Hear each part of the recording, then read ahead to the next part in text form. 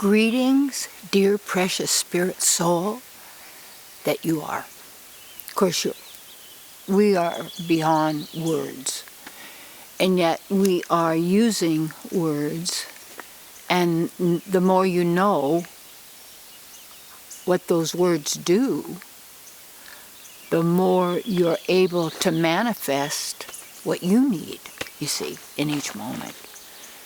Because you allow that to come through you.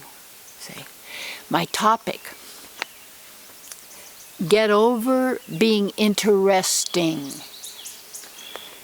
And interesting actually puts you into an inner rest, a shutdown. And the whole thing about interest has to do with, it's a financial term. It's what you're supposed to be getting from your investment is more money coming back than what you put in, okay?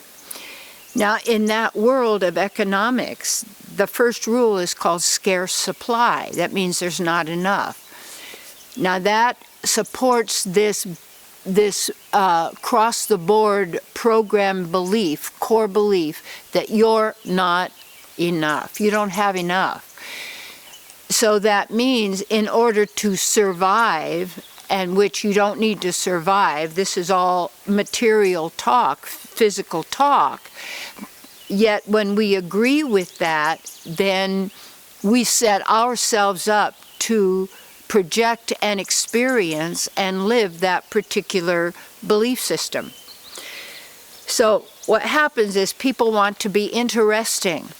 And so that's about their story that's told over and over and over again. It's trying to get some nectar of pleasure from what was before to enjoy. And this happens that because our nature is pleasure, yet what we're trying to get is pleasure. We're trying, like you might say to somebody, how are you feeling? And they say, well, feeling no pain. Well, what does that mean? I mean, that's maybe you're feeling okay, but you're not feeling any pain. This feeling of pain and pleasure is actually a hack of divine pleasure, which is pleasure of the soul. And so then it shifts it to try and get pleasure of the senses, and yet those pleasures of the senses will also turn into pain, just like all the sugar and stuff that we ate as children. I did, and growing up and still looking at how that is basically a poison in a certain form. And what that does then to the body, to the teeth, because it would be like maybe putting sugar in the gas tank of your car probably wouldn't work either. But we like sweetness, and there are many fruits that are wonderfully sweet, and all of those that we just shift over to, we're not denying ourselves, but we're also not poisoning. And there's a wonderful thing. The body has a wonderful way to respond when we stop doing what doesn't work and we do what does. And that means stop doing what's creating sickness, or stop doing what's creating the problem, and do what actually is in harmony with ourselves and with nature and the divine. So this whole thing of wanting to be interesting is to try and get the attention of others, to try and get some pleasure from the attention of someone else concerning you, your story, what you've been through, who you are.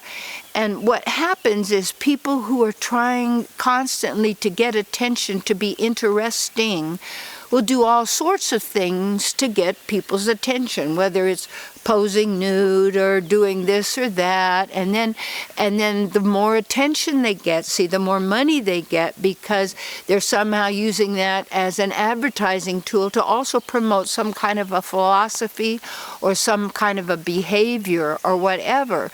And what happens is when we're constantly out there trying to get something, we're denying that we already have it. And how we shift that is become interested, even in relationship. It's in anything. oftentimes one is trying to dominate the other, and with words and with or threats or whatever it may be, or glorification, could be whatever it may be. Because when we are programmed and taught to believe that we're not enough, that we don't have enough, that we're not good enough, it's always, well, to get more and to survive, I've got to get it from somewhere. So now you could perceive as how so-called nature, but real divine nature is there's no words. Anyway, so then in nature, it perceives the survival of the fittest, having to do with the biggest animal would eat the smaller animal, or with all this. But perhaps originally animals didn't do that in the divine.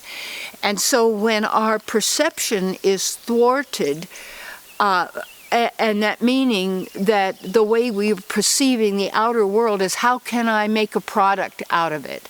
How can I exploit someone else? Or how can I get some money from them? And how can I do this? That we're constantly trying to get something from someone else. And what a lot of people want is they make themselves into someone's interesting, and they become the saddest people of all. And there's a story about this in the Vedic teaching of Pingali. Her name's Pingali, and she was a prostitute who was a lady.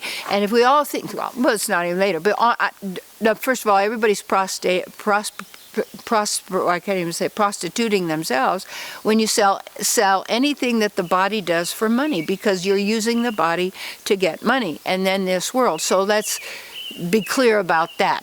I'm not judging somebody in that way, but it's that whole sense of what we've all done to prostitute ourselves. And she's standing out and waiting for a customer and all that sort of thing, and then it doesn't happen in the suffering she goes through. And by the early morning, what she realizes, look what I'm doing. I'm abandoning my beloved, my God within, my source, my supply, who is my all and my everything, trying to get some attention, some love, some pleasure from something, from someone outside of me. And she changed her life, and she went into a life of meditation and building her spiritual temple and transforming herself to be true to her real self and who she really is. And in that moment, it doesn't matter what we've done, where we've been, because it's all past. Our story is past history. And it's when we live in our story and abusing ourselves for something in the past, or hating or resenting or trying to glorify ourselves and get some morsel of pleasure, or to go in and get some hatred again and drum up some revenge, and all of this, it's like playing with the mind. You see, and when we're in that kind of a place, we're suffering and we're torturing ourselves because we can never get enough, because the program is you're not good enough. You get what I'm saying? And the truth is, to acknowledge the truth is, I am enough. And when you're talking about the I am, you're talking about the source that you're part of, that we're all part of, and that we all have the same super soul, and yet we each have our own individuality of who we are as a person, as a divine being, with all divine qualities, powers, and abilities, already intact.